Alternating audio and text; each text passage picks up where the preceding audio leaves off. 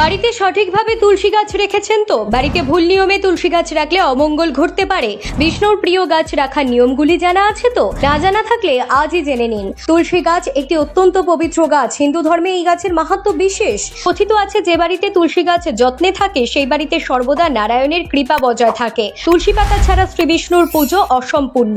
তবে তুলসী গাছ বাড়িতে রাখা যেমন মঙ্গলের, তেমনি ভুল উপায়ে তুলসী গাছ রাখলে হতে পারে মারাত্মক ক্ষতি। তুলসী গাছ রাখার ক্ষেত্রে বিশেষ কিছু নিয়ম মেনে চলা আবশ্যক। সংসারে সুখ সমৃদ্ধি ধরে রাখতে চাইলে তুলসী গাছ রাখায় যেন কোনো অনিয়ম না হয় সেই বিষয় লক্ষ্য রাখতে হবে। হিন্দু বাড়িতে সকাল সন্ধে তুলসী গাছের পুজো করা হয়, তবে সেই পুজোরও বিশেষ কিছু নিয়ম রয়েছে। সেগুলি মেনে পুজো করলেই ফল প্রাপ্তি ঘটবে, না হলে কিন্তু নয়। তুলসী গাছের আশেপাশে কোনো আবর্জনা জমিয়ে রাখা যাবে না। কোনো অপ্রয়োজনীয় জিনিস সেই গাছের আশেপাশে রাখবেন না। শুকনো মৃতপ্রায় তুলসী গাছ বাড়িতে রাখা যাবে না। সেই গাছকে যত দ্রুত বাড়ি থেকে সরিয়ে ফেলা যায় ততই ভালো। তবে সেটিকে যেখানে সেখানে ফেলে দিলেও হবে না। মরে যাওয়া তুলসী গাছকে হয় মাটির তলায় পুঁতে দিতে হবে, না হলে জলে ভাসিয়ে দিতে হবে। প্রদীপ বা ধূপকাঠি জ্বালানোর সময় সেই তাপ যেন তুলসী গাছের গায়ে না লাগে সেই দিকেও নজর রাখতে হবে। অপরিষ্কার হাত দিয়ে তুলসী গাছের পাতা কখনোই ছুঁয়ে দেখবেন না, এতে অকল্যাণ হয়।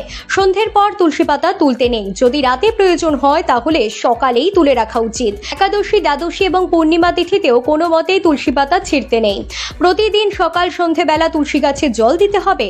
এর সঙ্গে কিছু ফুল অর্পণ করুন তুলসী গাছে। জল ঢালার সময় তুলসী মন্ত্র জপ করুন।